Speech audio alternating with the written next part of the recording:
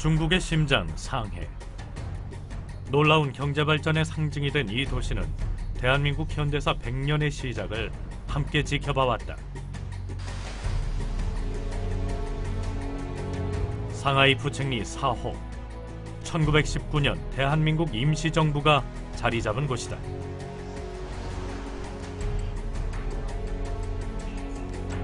낡고 초라한 이 3층 건물에서 대한민국 독립운동가들은 무엇보다 빛나고 원대한 투지를 불태웠다.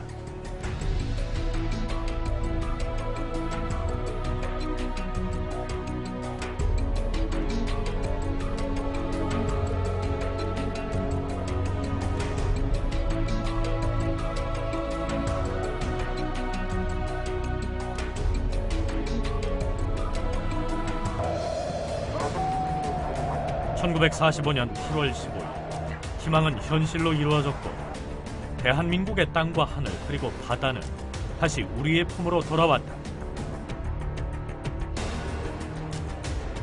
그런데 동쪽 끝에서 우리의 아침을 여는 섬 독도만은 여전히 긴장의 끈을 놓지 못하고 있다. 두 개의 큰 섬 동도와 서도를 중심으로 89개의 바위가 어우러진 섬. 대한민국 최동단 영토 경상북도 울릉군 울릉읍 독도리다. 누구나 다가갈 수 있는 섬이지만 일반인의 출입이 허락되는 건 이곳 동도 선착장까지다. 독도에 발을 디딘 감격을 추억으로 담을 때 건너편 서도는 늠름한 배경이 되어준다. 서도까지 오갈 수 있는 사람은 극히 제한적이다.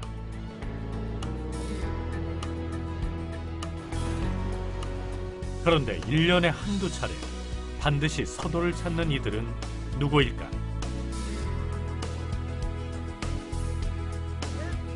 저는 독도의 거주지랑 제 부모님이 살고 계셔가지고 독도 주소로 되어 있는 유일한 출생자이고 본적지를 갖고 있는 대한민국 국민이기도 하죠. 한별량은 독도 최초 주민이었던 고 최종덕 씨의 손녀다. 할아버지는 독도에 집을 짓고 23년을 사셨다. 딸 경숙 씨도 과거 아버지와 함께 6년간 독도에 살았다. 오늘은 좀 특별한 날이다. 40kg이 넘는 무거운 짐을 짊어지고 온 가족이 나섰다. 아이고 아버지요, 이리서 세우라고. 행여 놓칠까 정성스레 받들어 옮기는 등짐은 아버지의 기념비서. 독도를 떠난 지 30년 만의 회향이다. 저는 이제 숙소라면은 여기서 모든 거 문어를 잡아 건조하고 여기 갈매기들이 많기 때문에 여기에 다 망을 쳐놨어요. 저 밑에 보면 옛날에 망 쳤는 자리가 다 있거든요. 할아버지가 얼마나 좋아하실까. 한별량은 이 순간을 하나도 놓치고 싶지 않다. 양지바른 독도 한켠에 묻히길 얼마나 원하셨던가. 그동안의 세월이 주마등처럼 스쳐간다.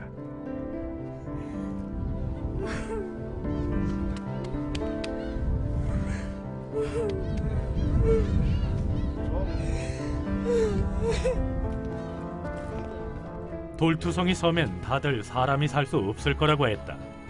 하지만 최종덕 씨는 식수가 나는 물골을 찾아내 샘을 만들고 900개가 넘는 계단을 손수지었다.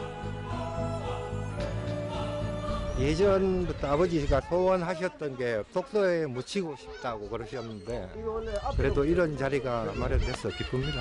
왜 이렇게 오래 걸렸어요? 허가 받기가 참 어려웠어요. 한 7년, 8년 정도 걸렸어요.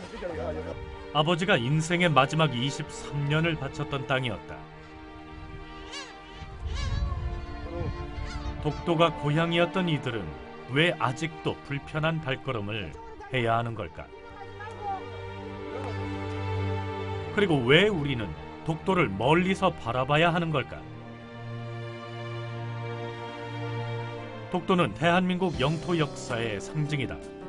독도에 가보지 않은 이는 있어도 모르는 사람은 없다. 독립기념관에서 만난 우리의 아이들도 그랬다. 독도가 일본보다 우리나라에 더 커. 울릉도 곁에 있는 한국 땅. 동해 바다에 있는 우리나라 땅이요. 독도 수업이 제법 효과가 있었던 듯 아이들의 호응도 열띠다.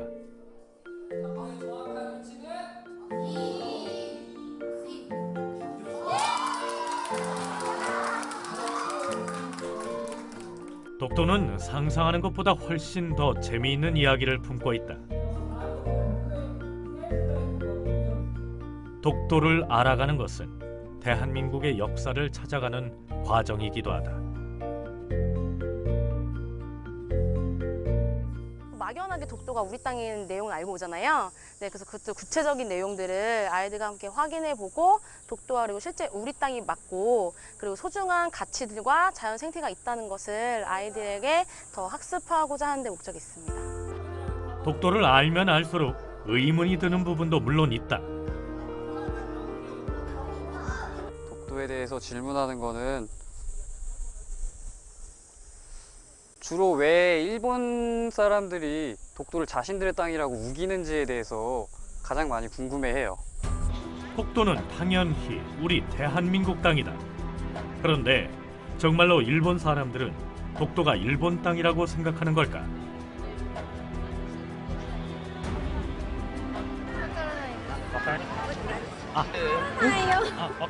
すいません、聞いたことないです。わからない。 독도란 단어 자체를 모르는 사람도 많았던 2년 전. 그렇다면 요즘은 어떨까? どこにある島かは知ってますか？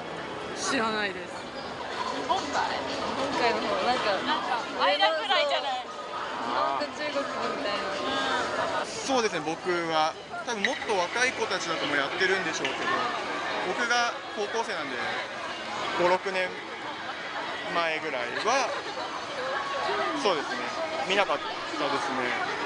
일본 시민들이 독도에 대해서 인지하기 시작한 건 최근으로 보인다. 社会とか公民の中で竹島って見たことありますか？あります。あります。 일본 교과서에 독도가 등장하기 시작한 건 2000년대 초반. 당시만 해도 독도는 일본 영토라는 한 줄만 들어가곤 했고 그마저도 극히 일부 교과서의 문제였다. 그런데 지난 3월 고등학교 교과서 검정 결과는 놀라웠다. 독도가 일본 고유 영토이며 한국이 불법 점거하고 있다는 주장 등을 중심으로 독도를 기술한 사회과 교과서가 77%나 됐다.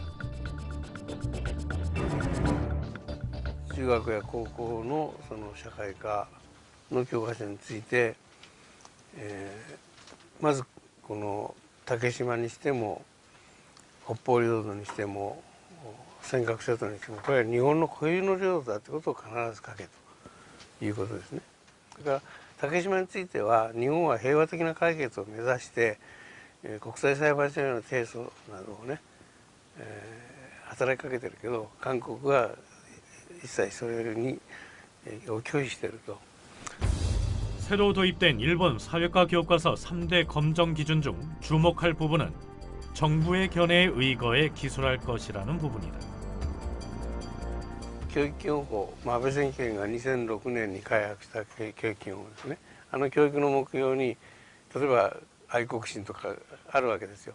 それに照らして、重大な経験があると、つまり愛国心ちゃんと書いてないというふうに見なせば内容を一切審査しないで不合格にできるっていう規定を作ったわけですよ。 아베 총리가 강조하는 일본의 애국심이란 무엇일까?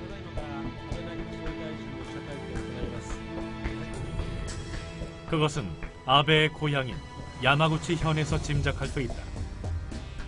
혼슈 서남쪽 끝 야마구치현 하기시는 아베 총리 가문의 정치적 고장이기도 하다. 일본 인구 1%가 살고 있는 이 작은 도시에서 역대 총리만 8명이 나왔다. 쇼카 손주쿠 서당. 이곳은 조선을 공략해야 한다는 취지의 정한론을 내세운 요시다 쇼인이 지은 사설 서당이다. 그는 제자들에겐 혁명가였고 시민들에겐 스승이었다. 주민들의 자부심도 대단하다. 明林小学校では朝授業が始まる前に松陰先生の言葉を一斉に朗唱して勉強に入るんです。これは今までお父さんお母さんのおかげで育ってきたけど、小学校入ったら自分のことは自分でしなさいよという教えなんですけどね。そういうのを毎朝学校授業が始まる前に一斉にやる。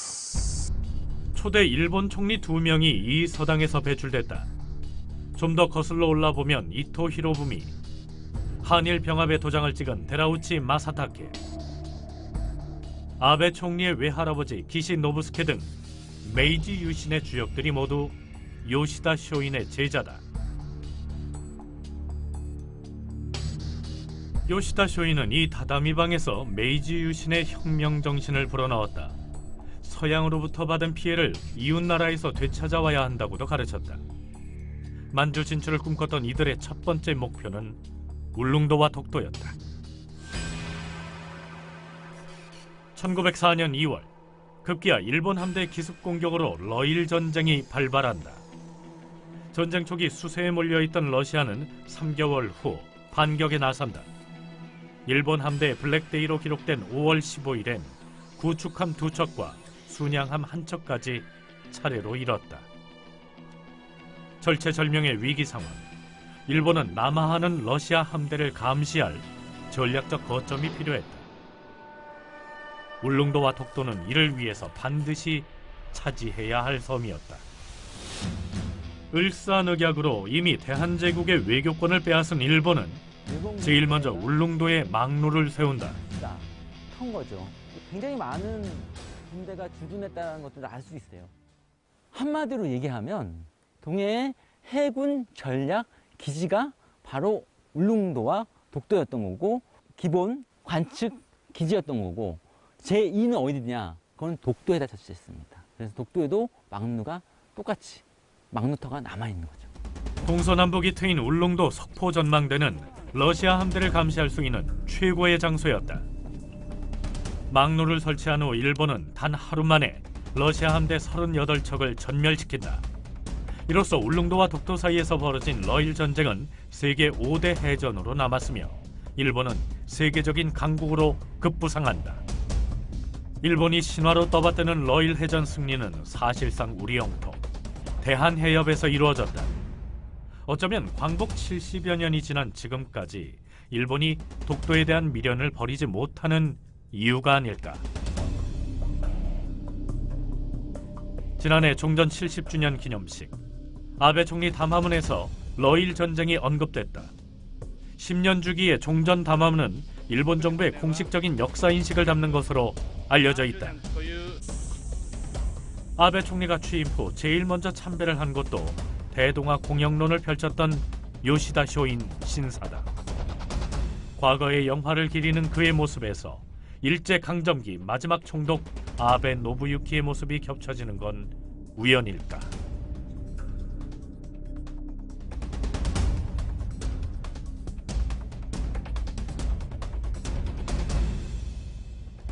거기에 저는 많은 의미가 담겨 있는 건데, 메이지 유신 이후에 일본이 가는 길을 자기도 아베 정권이 가겠다라는 의사를 저는 표현했다고 봅니다.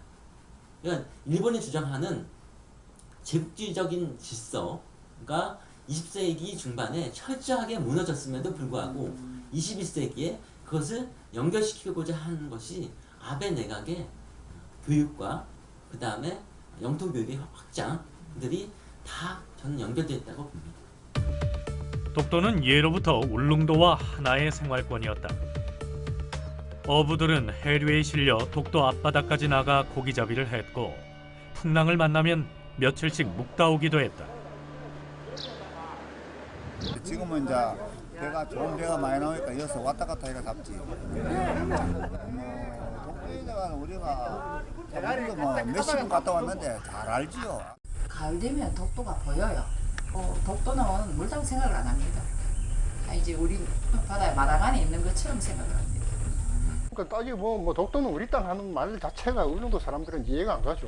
당연히 울릉도 사람들로서는 그냥 뭐 생존, 생활의 어떤 그런 텃밭이었고 하기 때문에 너무나 뭐 친근하고 뭐 전혀 뭐 다른 생각이 할 수 없는 그런 곳이죠. 울릉도에서 독도까지는 87.4km. 망원경 없이도 보이는 이웃섬이다. 사시사철 서로 마주보고 있는 두 섬은 오래전부터 형제섬이었다. 울릉도와 독도는 서로 거리가 멀지 아니하여 날씨가 맑으면 가히 바라볼 수 있다. 이 말은 삼국사기에서부터 세종실록 지리지까지 이르는 우리의 오랜 역사서에서도 일관되게 기록되어 있다. 독도박물관이 소장하고 있는 독도 관련 500여 점의 자료 역시 고대부터 독도가 엄연히 우리 땅이었음을 증명한다.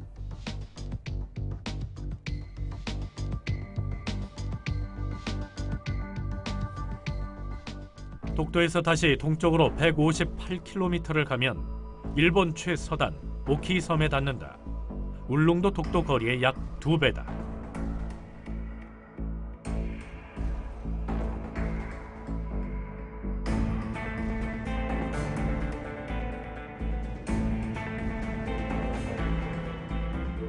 항구에 들어서자마자 제일 먼저 눈에 띄는 건 죽도, 우리의 독도다. 거리 곳곳에도 독도는 오키섬의 땅이라는 문구들이 걸려있다. 지난 3월 오키섬은 자체 예산을 들여 죽도 역사관을 새롭게 리모델링했다. 내부를 둘러보니 독도 사진 몇 장과 출처를 알 수 없는 지도 몇 점으로 독도를 홍보하고 있었고, 생활자료 전시실에는 어부들이 어느 해안가에서 고기잡이를 하던 옛 사진 몇 장이 전부였다. 기념품점에는 동도와 서도를 본뜬 빵이 가득하다. 그리고 우리를 섬뜩하게 한 것은 독도에 꽂힌 일장기였다. そうですね、今も証言ということではたくさんの証言を集めてるんですけれども、それがそれぞれのおじいさんやお父さんたちのお話なのでつながらないことがいろいろあるんですね。資料という、例えばこういう紙でできた資料とかそういったものっていうのはほとんど残ってないというか、あまり集まってはこないですけれども、今まで集めてきた資料あるいは写真などがそうなんですけども、そういったものの中でわからない、今見てもこれが何のことなのかわからないようなこと、あるいはこれが誰なのかわからないような写真とかがあるんですけども、これうちのおじいさんですよ、写真を見ておじいさんですよ。 죽도는 일본 땅이라는 문구만 반복적으로 나부끼는 거리. 하지만 어느 곳에서도 독도가 왜 오키섬의 땅인지 이해할 수 있는 증거는 만날 수 없었다. 사실 근대까지만 해도 일본 스스로 독도는 조선 땅임을 인정했다. 도토리번에서 온 어부들이 울릉도에서 조업 중이던 어부 안용복을 납치한 사건이 있었다. 조사에 착수한 중앙정부는 다음과 같은 결론을 내렸다. 도토리번에게 울릉도 독도는 너희들이 땅이냐라고 물어봤어요. 그러니까 이제 그 도토리번에서는 이 울릉도 독도는 우리나라 땅이 아닙니다. 그리고 일본에 있던 어떤 나라의 부속섬도 아닙니다라는 답변서를 에도 막부에 제출을 했어요.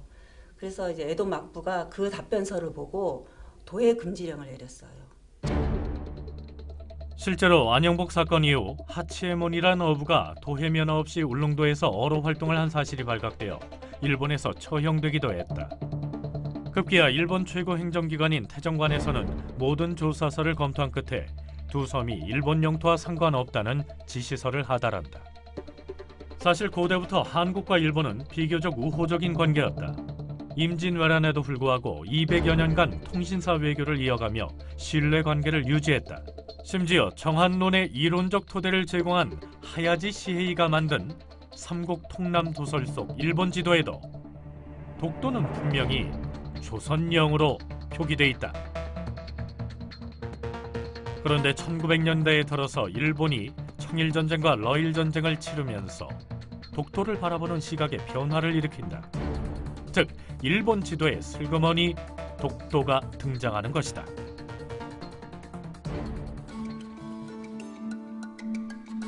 쿠보이 노리오 교수는 독도 영유권을 비롯해 위안부, 강제징용, 조선인 학살 등의 한일 관계를 연구해온 일본 내 양심적 역사학자다. 2008년 2월 일본 외무성은 독도가 일본 땅이라는 10가지 근거를 책으로 내놨다. 그 첫 번째는 일본 여지 노정 전도. 일본의 유학자 나가쿠보 세키스이가 제작한 이 지도는 일본 정부에서 가장 신뢰하는 지도다. 하지만 구보이 교수는 이것이 가짜라고 주장한다. ここに出してあるのは弘化3年ということですから1846年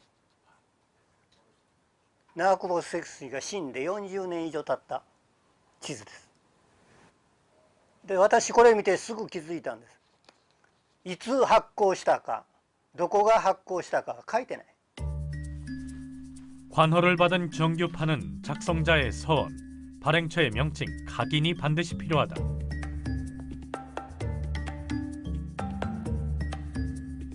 세키스이의 원판 지도에는 독도와 울릉도 부분이 아예 지워져 있다. 죽도 도해 금지령을 반영한 것으로 보인다.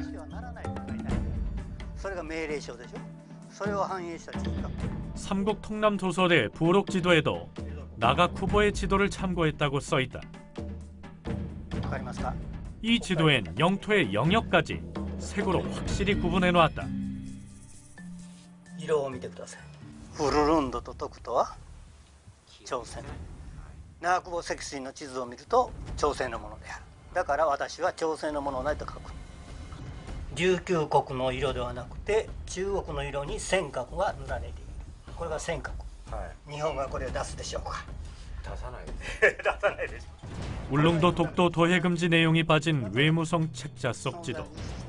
결국 진실을 감추고자 지도의 일부를 가린 것이다. 申し渡して決していかないように商人たちに言えと書いてある。そこがカット。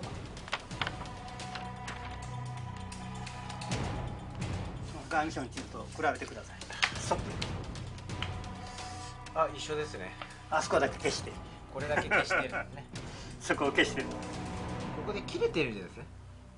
切ってるんですよ。 왼쪽은 원판 지도임을 증명할 수 있는 서원과 발행처, 각인이 모두 들어있다.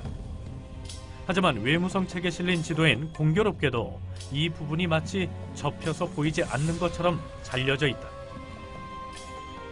일본 외무성이 발표한 독도 영유권 근거 지도를 다시 보자. 울릉도 독도 근해에서 조업 금지라는 작성자의 서원 부분이 감쪽같이 사라졌다.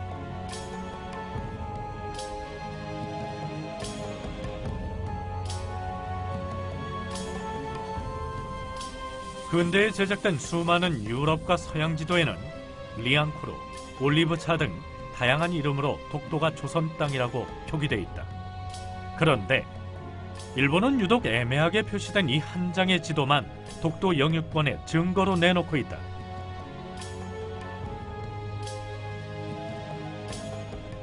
일본의 10가지 주장, 이것은 과연 합당한 것일까? 아니다. 1900년대 초 해군이 사용한 지도에는 다케시마가 없다.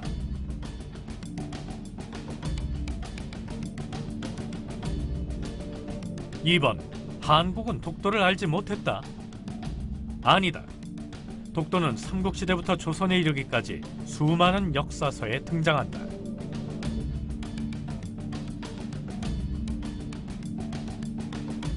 6번. 일본이 먼저 독도 영유권을 선점했다. 역시 아니다. 시마네 연고시 이미 5년 전 대한제국은 지방정부가 아닌 국가의 이름으로 독도 영유권을 선포했다. 패전국인 일본이 특히 국제법을 내세워 광복후 영토 반환 시 부속섬 조항에 독도가 특별히 명시되지 않은 점을 무척 강조한다. 그렇다면 조약문에 명시되지 않은 수백 개의 나머지 부속섬에 대해선 왜 영유권을 주장하지 않는 걸까? 일본의 독도 영유권 주장은 단순히 영토에 대한 집념은 아닌 것으로 보인다. 그들은 혹 독도를 교두보 삼아 대륙 진출을 꿈꾸었던 지난 날로 되돌아가고자 하는 것은 아닐까.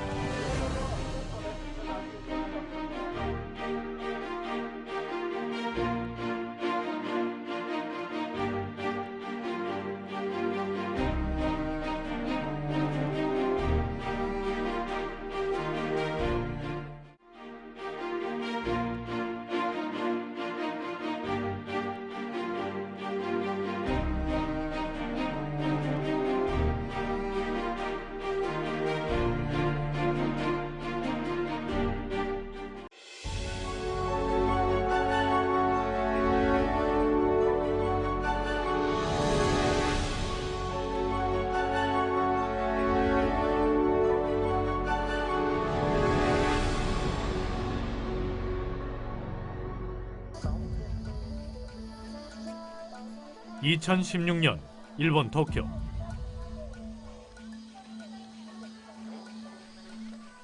행사장 각 부스에서 아시아 문화 교류에 대한 홍보가 한창이다. 일본을 중심으로 아시아 각국이 우호 연대를 갖자는 취지다.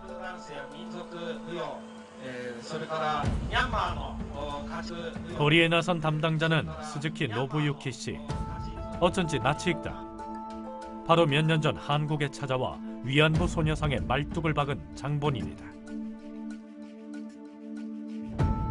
아시아의 문화 화합을 호소하는 와중에도 유독 한국에 대해서만큼은 날을 세우는 스즈키 씨. 한국은 타케시마를 返さないんで、それは無理です。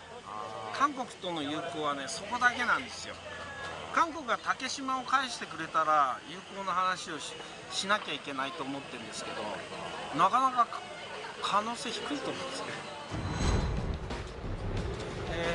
早くこのような十分慰安婦像、日本大使館の目の前にありますから、こんなものは撤去すべきで、日本政府も黙っていてはなりません。そして竹島を取り返す、そういう活動をしたいと思います。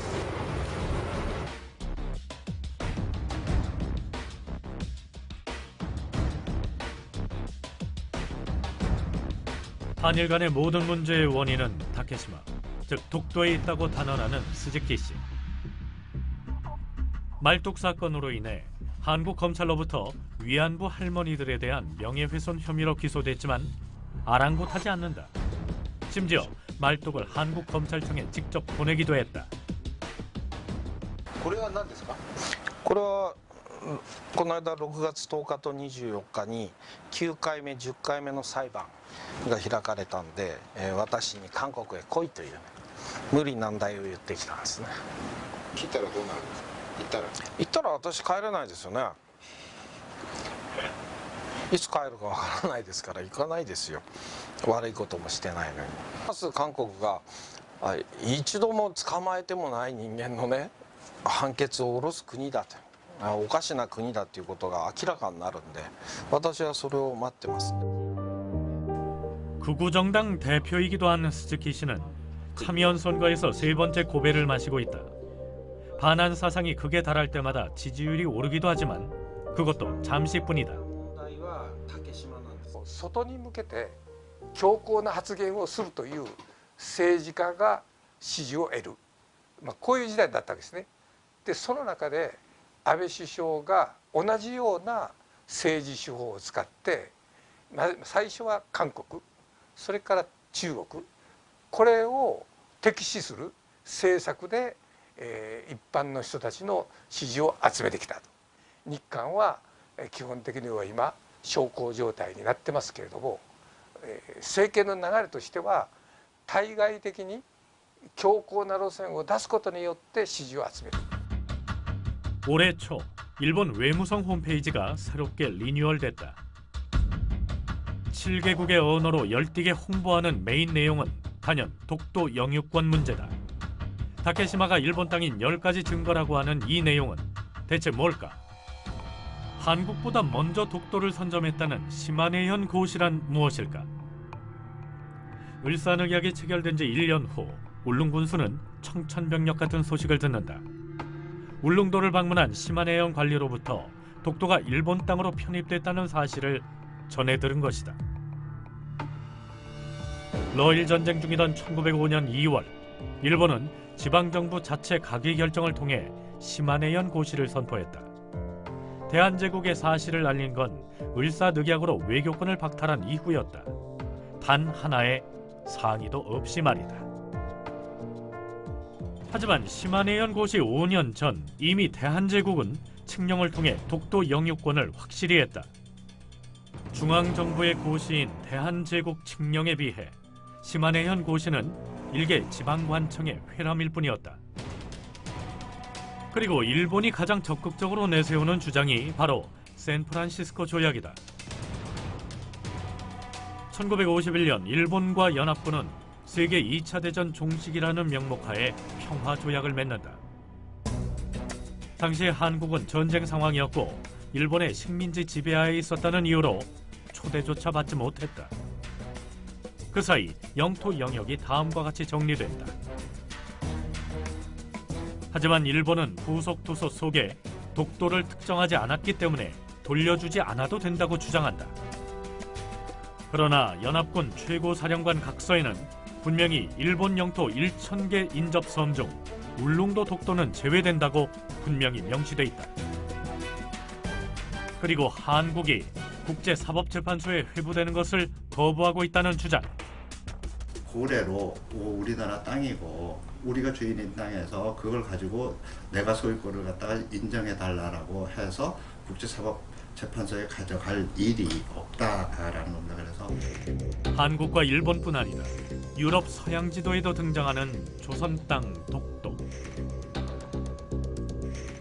그리고 역사적 사실에 근거한 문서들이 엄연히 존재하는데도 불구하고 일본은 여전히 독도 영유권 주장을 굽히지 않고 있다.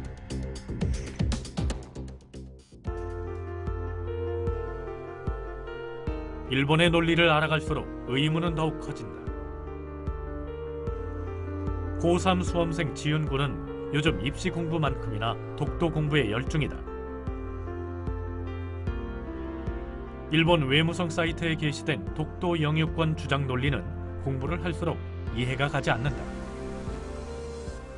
저는 개인적으로 이거 보면 좀 화가 나서 뭐 한 가지 더 화나는 점은 미국이 주일 미군의 군사훈련지로 독도를 지정한 적이 있었거든요. 그때 당시는 남북전쟁 상황이었는데 실제로 폭격 훈련을 하다가 독도에서 어업 활동을 하시던 한국인들이 죽고 그랬거든요.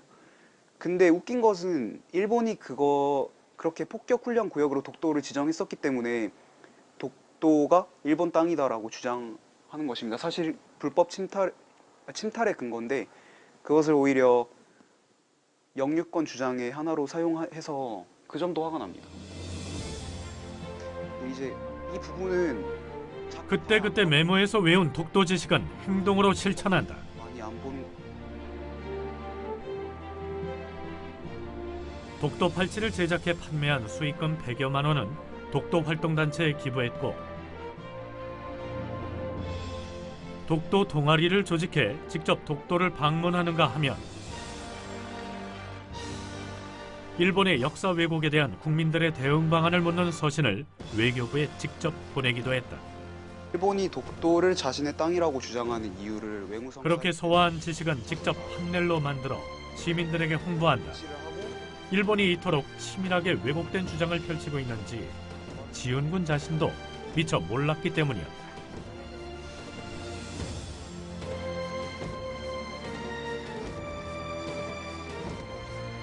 신문에서 독도가 한국의 땅이라는 근거가 나와 있는 고지도가 발견됐다 하면 아 이제 우리 땅이 되겠구나 뭐 이런 식으로 생각하는 그러한 일반인이었습니다.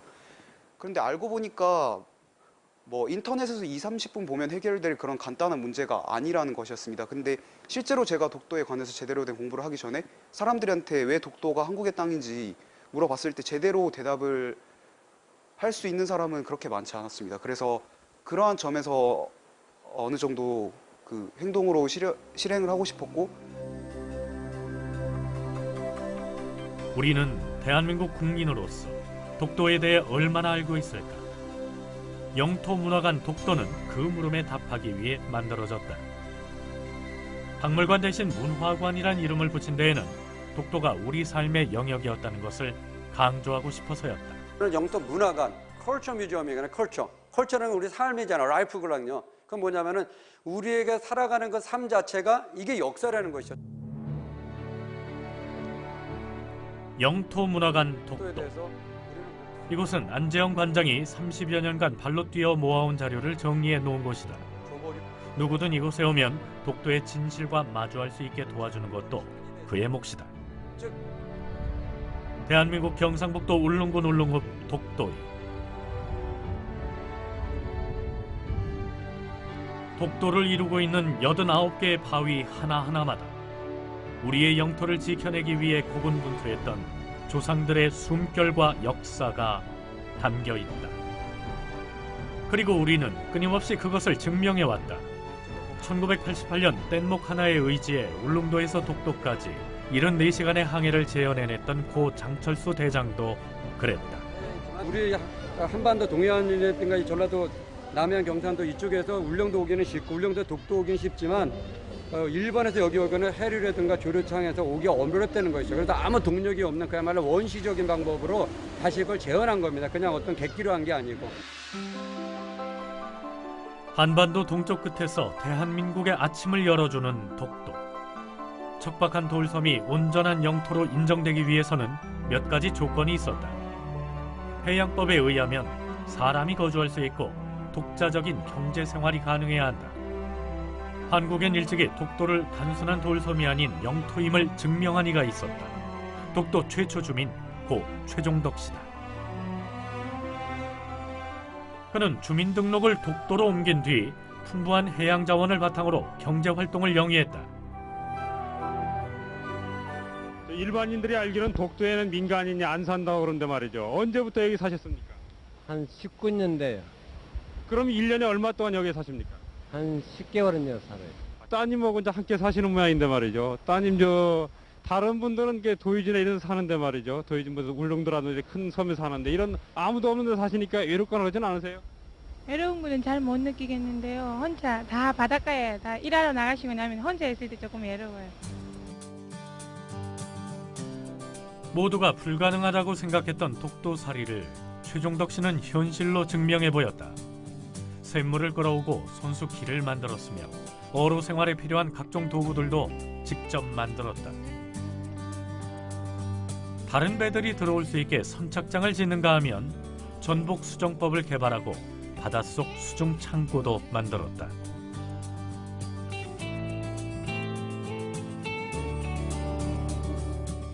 내가 독도에 가보니까 의장도 많고 문건들이 많더라. 독도를 관리하고 우리가 살고 있으면은 독도 일본인들이 못 들 거 아니냐.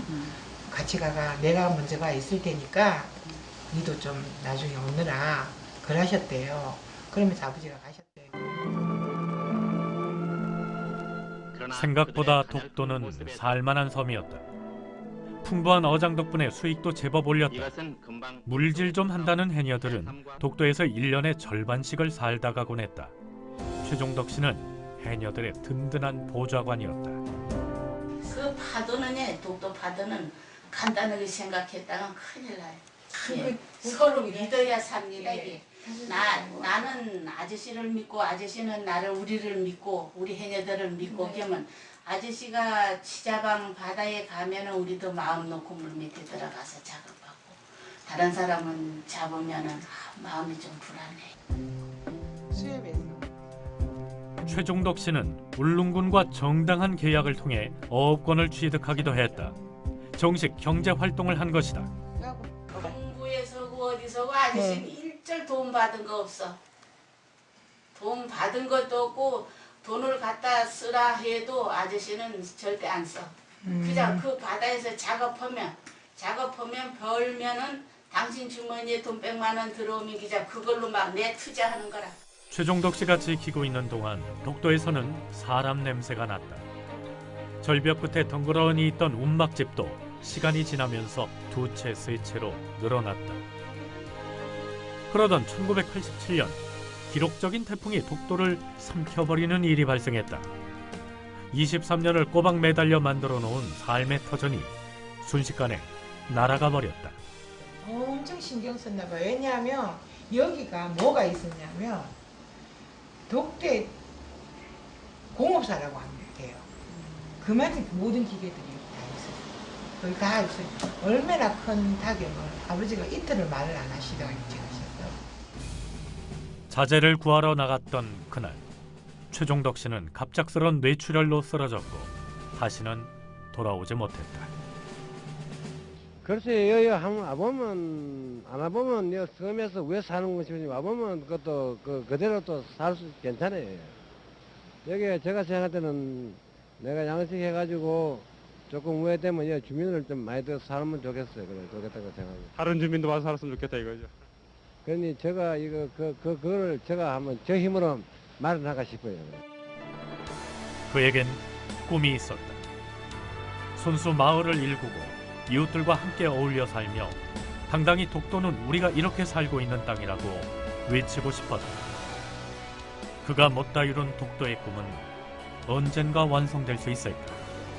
우유영토라는 개념은 우리가 식민지 상태가 아닌 이상 대대로 우리 땅이었다는 겁니다. 즉 일본이 이 독도에 대한 영토 야욕을 벌이는 것밖에 없다고 생각이 됩니다.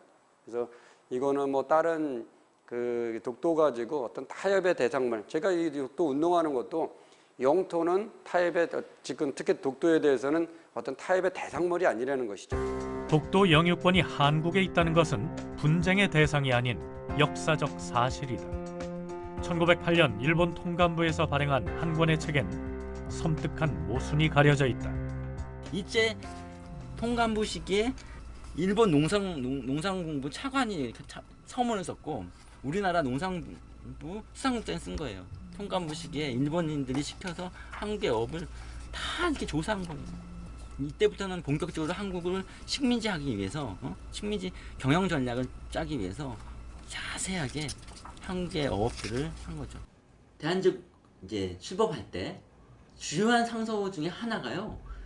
일본이 행했던 임진왜란을 잊지 말자라는 상소가 꽤 많이 올라와요. 일본이 가는 길이 19세기 말과 20세기 초반과 너무 유사하기 때문에 다시 우리가 경계심을 갖고 철저한 대비를 할 필요가 있다고 저는 봅니다.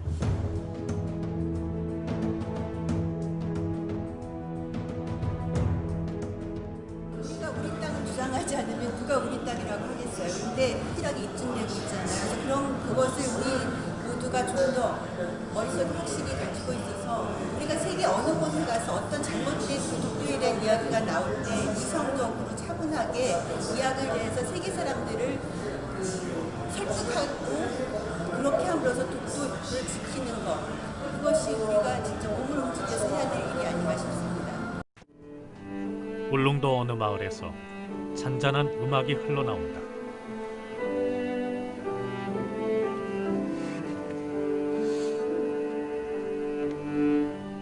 곡목은 섬지박이. 섬에 울려 퍼지는 섬지박이는 더 큰 감동을 열어주는 듯하다.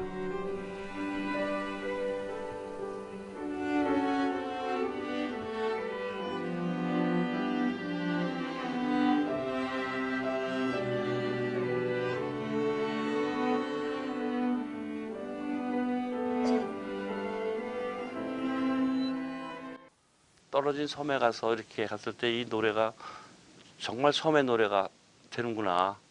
그전에는 우리가 섬을 그리면서 상상하면서는 그렇게 불렀는데 이제는 섬에 가서 부르니까 섬지박이가 아주 울릉도하고 한 몸이 되는 것 같은 그런 느낌을 강하게 갖습니다.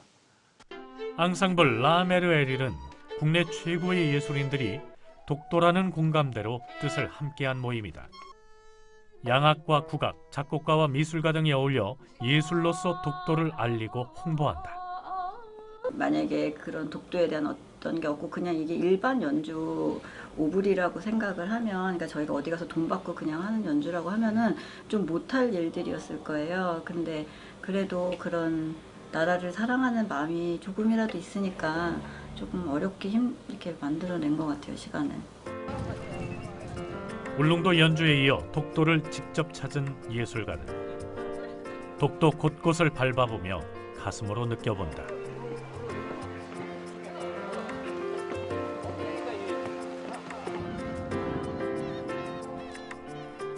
음악가는 음악가대로, 사진작가는 사진작가대로 각자의 위치에서 그려내는 독도의 그림은 어떤 것일까?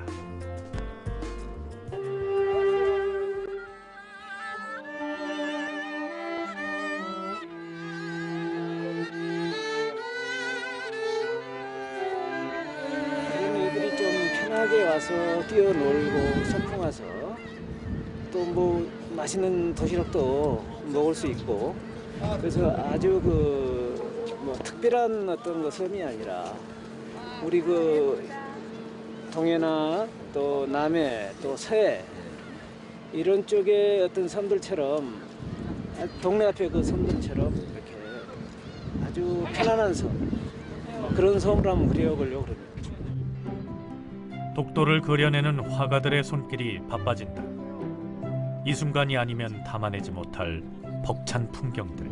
사진으로 봤을 때는 그냥 섬 그 자체의 돌덩어리만 보였었거든요. 근데 그 갈매기 울음소리와 바람 소리와 그리고 바람이 맞는 저 기분하고요, 굉장히 다르네요. 네. 우리가 영원히 사랑해야 될 그런 독도인 것 같습니다. 우리의 가슴 속에 늘 머물러 있는 독도는 이렇게 따뜻하고 즐거운 곳이 아닐까. 독도는 평화의 섬이었다. 대한민국 동쪽 끝을 지키며 전쟁과 침략의 상처도 너그럽게 껴안았다. 독도를 사이에 둔 한국과 일본의 미래는 지나온 역사의 발자취를 제대로 더듬어 보는 데서부터 다시 시작되지 않을까.